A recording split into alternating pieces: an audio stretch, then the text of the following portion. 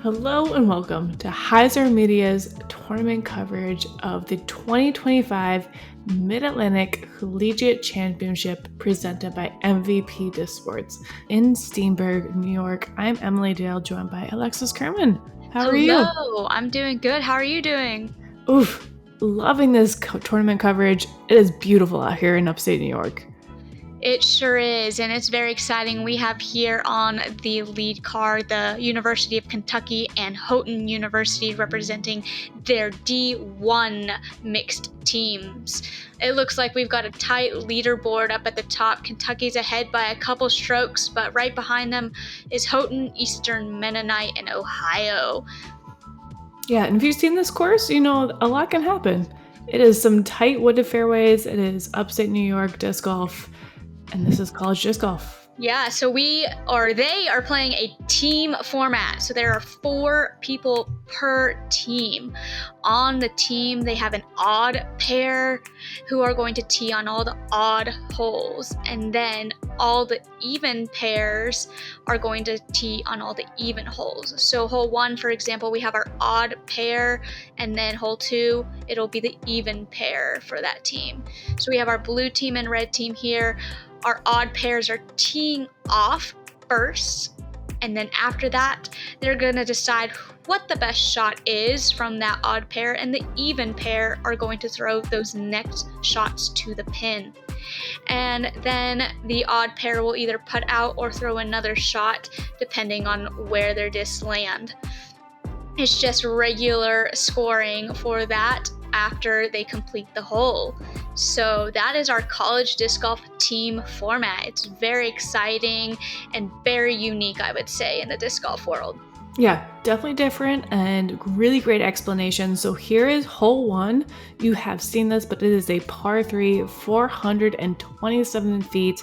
We have the pin over here on the left-hand side. It's a really great righty backhand hyzer. First from Lexington, Kentucky, the University of Kentucky. So on the tee box, we have Camden Barnes. So Camden is part of our odd pair for the University of Kentucky A team.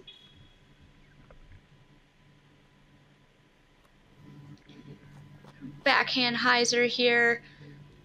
You know, team format's so unique, right? Just because you now have a partner who can hopefully throw either a better shot or pick you up if you don't throw your best shot. So this is Cody Roberts. Maybe it's Paul. I might have got that wrong. And this is where strategy comes into play too. So you want to make sure when you have your AB format like that, you want to have people that complement each other, right? 100%, yes. Yeah, between all 4 athletes on a team, yeah, they can all bring different skill levels, and you want to find that balance. So we've got here, teeing off first for Houghton is Ryan. So Ryan puts it out there to the left side, really giving the opportunity for Zach to go big on this shot here. Yeah, absolutely. And this is a really great example of, we have a righty and a lefty on that, I guess, A shot. The A shot, the odd shot. Mm-hmm. I don't know. So now this is our even pair. Yes, it can be confusing. So we've got our even pair. Houghton's up first. Peter Stickney throwing the upshot. Now this gives Reed a chance to just run this putt full on because Peter's shot is right next to the pin. Yeah, a little high and left, but that's okay. Yeah, you gotta give it the chance. So now we're looking at Kentucky's even pair. This is Bryce Schaefer, I believe, and now it's Cody Roberts. Paul is on the odd or A team, A side. Cody with a run. Oh, that looked close. And despite the fact that it is upstate New York, it is fall, great par there from Houghton, but and really not a lot of leaves on the ground. Honestly, most courses upstate New York, when you see this time of year, it's like you're watching your shots. Yeah, so now we're here on hole 2. It's 280 feet. Kind of a flip up straight, maybe slight turning shot, but really just a straight shot from that tee pad there. It's a must get birdie for these teams for sure, even maybe an ace run. Yeah, pick your favorite putter. So this is Bryce Schaefer, again on the even pair side for Kentucky. Yeah, he turns it over a little bit too much. And I think that's where this hole, while it seems super straightforward, it gets a little tricky because it's a putter shot for all these players, all these athletes. But putters, as we know, can be finicky, and you got to control that touch. Ooh, Cody also poos that a little bit, but gets slightly closer. They're right in the circle, so Yeah, I like that inside route. I think that makes a little bit more sense. Trust that stability, lean into that, and go a little bit on that wider side. Unfortunately, finding that early tree there and that OB, which we don't want to see. comes up really fast if you hit something on the side of the tree you don't want to hit it on, and so definitely a mistake there for Houghton, but luckily it's team play, so they have Reed here to pick them up. Oh. That's okay though. Yeah. Inbounds. Yeah, Reed goes high, which is not something you want to do in the woods quite often.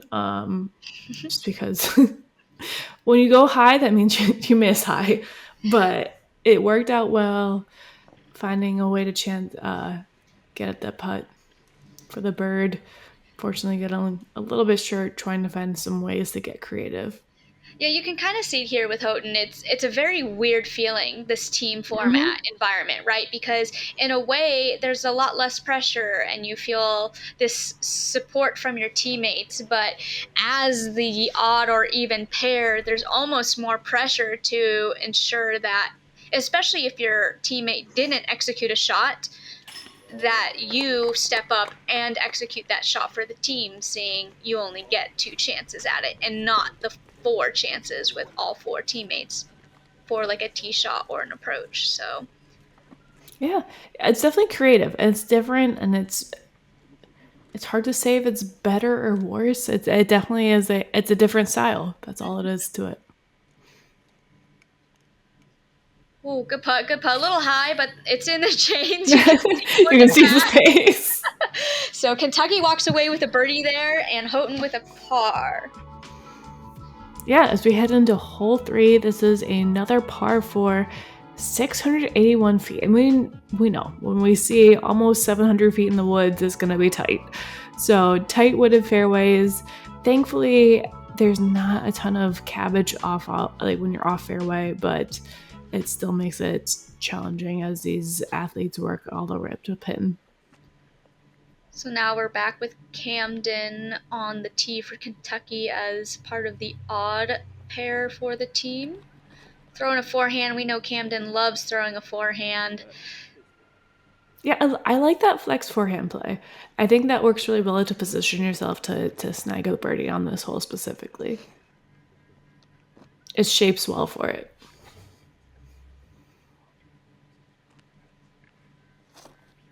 Paul Roberts with a beautiful flex line through the trees. That looked really nice. Yeah, great flip up. Stays in the fairway.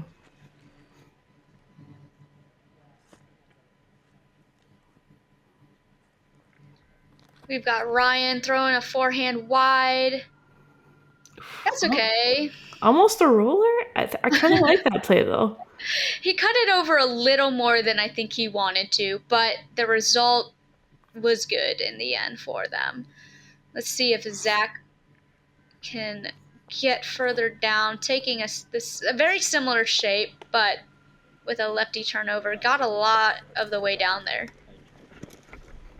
Yeah, and big shout out to spotters, because spotters make all the difference in these events. That's kind of the nice thing with the team play too, is because your odd pair or even pair isn't teeing off, they can send that pair that's not teeing off down the fairway to kind of be those spotters, which is one of the advantages of this type of team play for sure. Yeah, absolutely.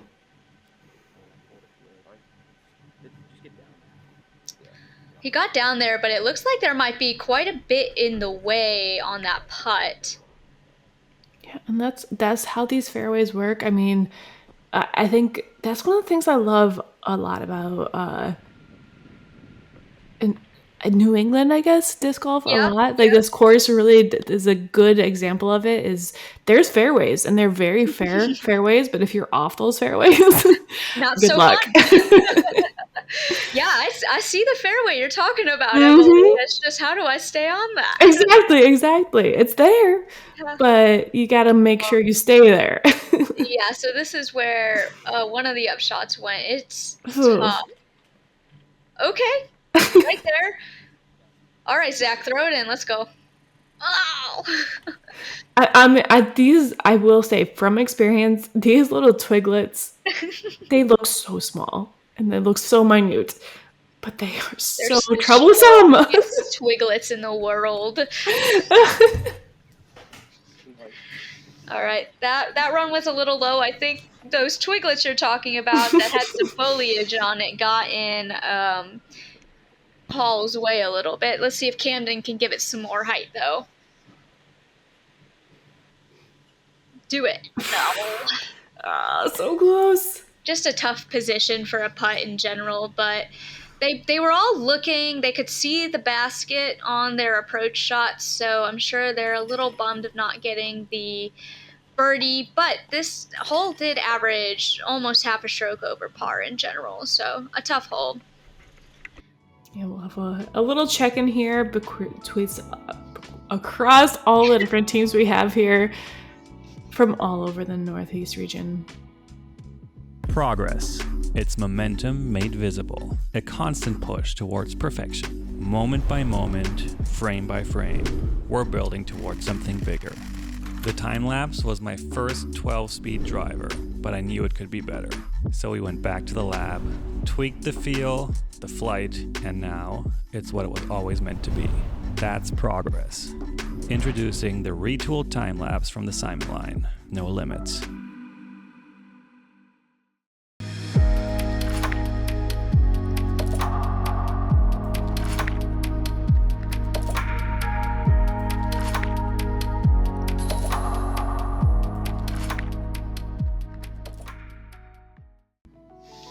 We're here now on hole 4, par 3, 257, just over that kind of gully area. Up and to the right here, there is Aubin in that gully, I believe, and to the right side.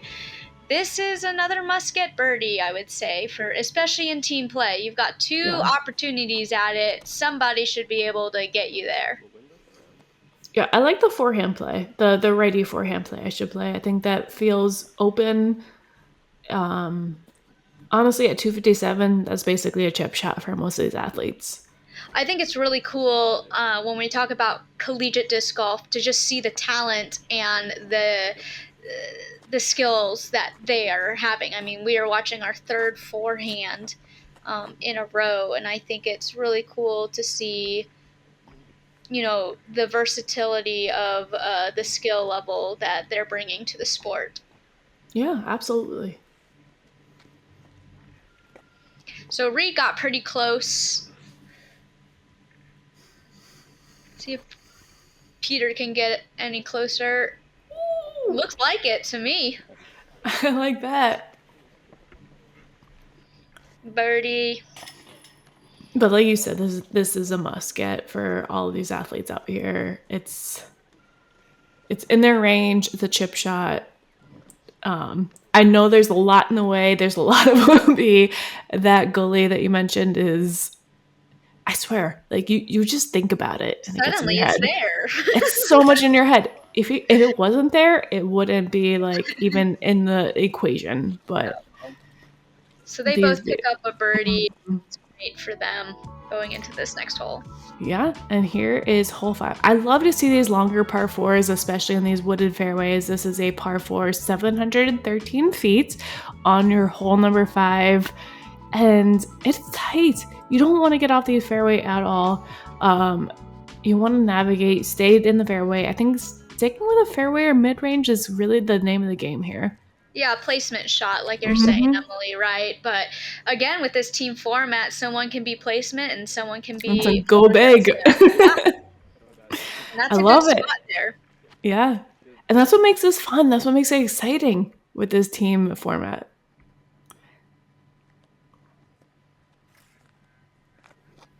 Camden trying to do a flip-up turnover. A little too much hyzer, went pretty dead straight, but kind of ended up almost in a similar area as Paul. Yeah, I think they were trying to go big, like, because that flip-up turnover is really that big play, but... This here? Ooh, Maybe? keep turning. I was going to skip straight. Honestly, it's not in a bad spot, but I really think that big turnover play is going to get you the distance to get you in a good position to attack.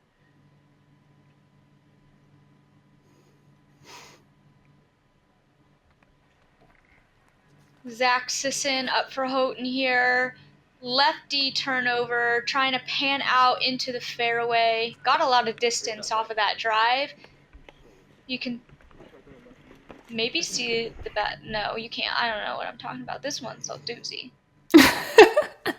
Yeah. That looks like a placement shot to me. I think that's what makes this hole so great. I love to see tightly wooded fairways on these par 4s. I mean, it's definitely forgivable. Like, it's not unreasonably tight, but it is tight enough that it makes it challenging.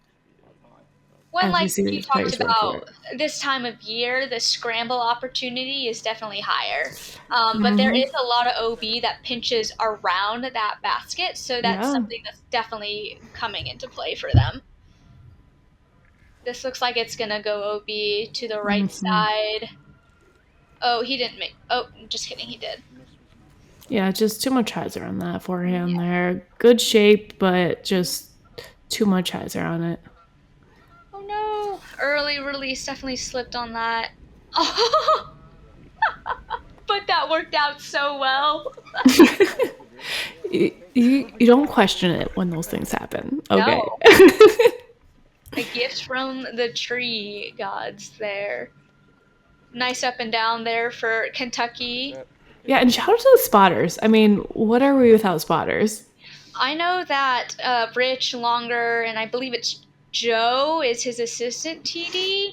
They do a lot of work to bring the community out to help with this regional event. And it's super cool to see the community coming together for a college disc golf regional. So something that's super cool about this event, so I just touched on it, it is a regional event. And again, the regional events are where our college disc golf programs in D1 and D2 are trying to earn a bid to the 2026 College Disc Golf National Championships in Rock Hill. At this event, we have 3 D1 bids and 3 D2 bids, so 3 and 3. Very exciting stuff here as they're competing. We're here now on hole 6. It's a par 3, 326 feet. Again, another birdie. They should get this one in this team format, and hopefully we will see 2 easy birds.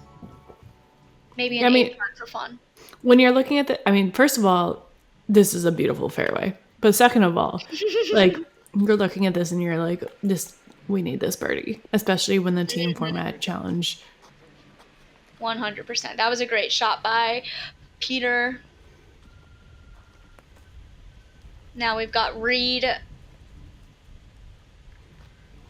Kind of turns it over. Seems like that wind picked up a little bit there. Yeah. Kick back to the left, but they'll definitely be taking Peter's putt. So what are the benefits of placement in team challenges like this across the country? Placement as in like ranking or? Yeah. I mean, I think looking at ranking, how you place as a team in each of these events. Oh, sure. Yeah, could you talk about that and why it matters so much to each of these players? Yeah, so I think the biggest thing is because it's a regional event, they're trying to earn that one of those 3 bids to the national championships. Well, there are only 48 D1 and 48 D2 bids we are giving out this season to nationals. And so they're very limited and coveted, and so, the only way to get one is to place high at a regional event. So there's 48 Mhm. bids. How many schools are competing for that, I guess, or groups? So at this tournament, we have 8 programs who have teams here. So you can kind of see all 8 of, or is it all 8 of them? Yeah, here on the leaderboard. And it's a tight race here at the top. Eastern Mennonite from the Chase card, Ohio University as well. Coming up, and Eastern Mennonite's taking the lead in the tournament.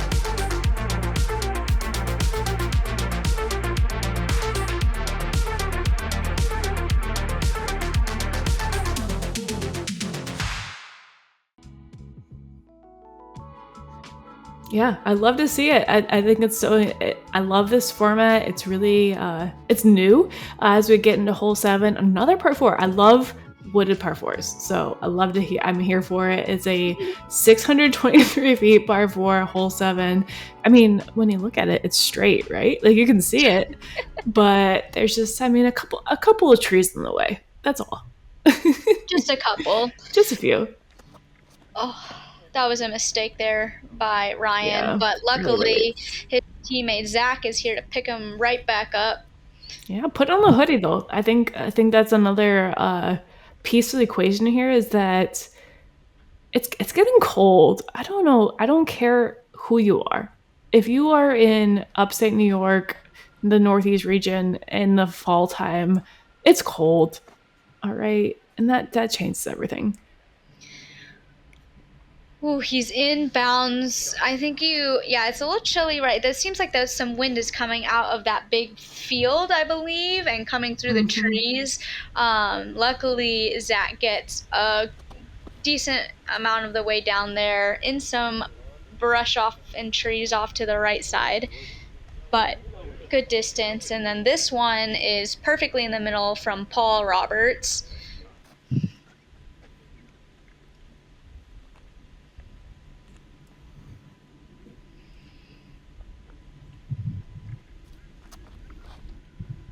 Yeah, you can hear that wind and see those leaves moving around.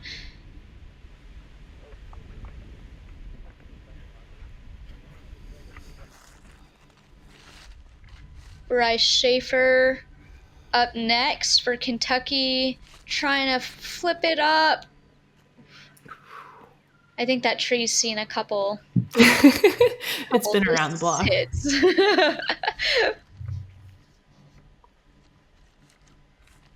There we go. That was a better line. Get up there. I love it. Yes.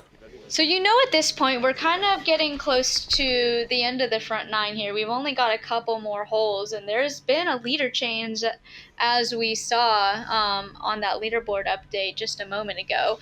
And so that these teams are most likely checking scores, especially because they only had the 1 team round. Yeah. Going into this team round, you probably noticed they already had a score to start with. So Kentucky was in the lead at 5 under par with Houghton, Ohio, and I believe EMU at 2 under par or so behind them. Mm-hmm. And those scores were determined from their singles 18-hole play, which they had played before this team round. And what happens in the team format to determine those starting team scores is all of Kentucky's players, Paul, Cody, Bryce, Camden, finish their 18-hole singles round, and those scores, the total scores, stroke scores, were added together and then divided by 4. And so those averaged out to be 5 under par. And so that's what Kentucky started out with, and now we see they have 3 birdies, putting them at 8 under par total. As we go into hole 8, it's 375 feet through this tightly wooded fairway once again, right there in front of them, but a little longer than the other par 3s we've seen, for sure. These are the ones I swear are like the worst. You can see it. It's right there. It's just right there. But there's so many things on the way. I like the route, the wide route though. Ooh, get A all the way. little wider than I think Reed intended, but that kind of worked out. I see the green flag waving down there. Green is good. Green is good. Oh, I like this. That looked great. Get up there. Pin high. Oh, yeah, man. Like 15-footer, which I'm not saying is easy. Trust me. Watch earlier to see. Emily thinks those are the hardest. Yeah, I was going to say, watch the singles round. Emily has some feels about the 15-footers. Ooh, that was a nice kick for Paul. No, that was Bryce Schaefer. Still, regardless, good kick. We like inside fairway kicks, not into the river quick kicks. Cody Roberts. Did he go? The walk-off. That is a MJ. That's an MJ walk-off right there. Good gravy. Paul with a bid for Kentucky. Hits the band high. At least gave it a chance, right? Yeah. I mean, listen, if you hit high, that's fine. You don't want to hit low. Yeah, give me your thoughts on those, Emily. Listen, if you hit cage, you're a baby. Oh, no! I'm sorry, but you're a baby. Love you, Camden. Love you. Love you, Cam, but you're a baby there. All right, great putt. Great commitment. You gotta commit. Commitment is full follow through, and that means... Especially here when the scores are so tight, right? I mean, they really want that birdie at this point. All right, and here we are. Hole 9. It is a par 3, 389 feet in the woods. It's an open fairway, but you have these little trees along the way that make it just enough of a challenge. I like this turnover forehand. I really like this shape. Yeah, it's an open fairway, but you have to shot shape it, and that's what is difficult. Yeah. Going blind. We have a team challenge. Yeah. Yep. All right, Zach. Lefty forehand here. Oh, okay. Yeah, Zach is very...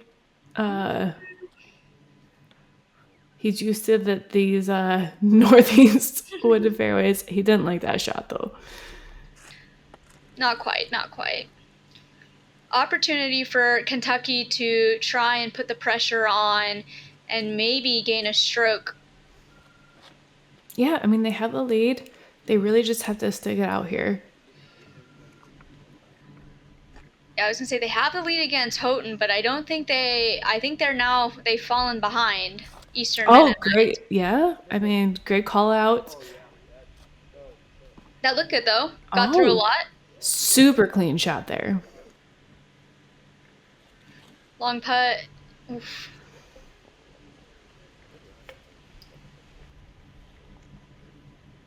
I mean, I'm hearing that wind. I don't know if you are, Emily. There's no leaves on the trees to show you what is happening. It's there, I promise. We promise. Ooh, wow. What a drive. Emily's favorite distance. Good job. Let's go, Cody. And then Houghton finishing out with a par on this front 9 here. Nice way to round it out. And now we're cutting to the chase card here.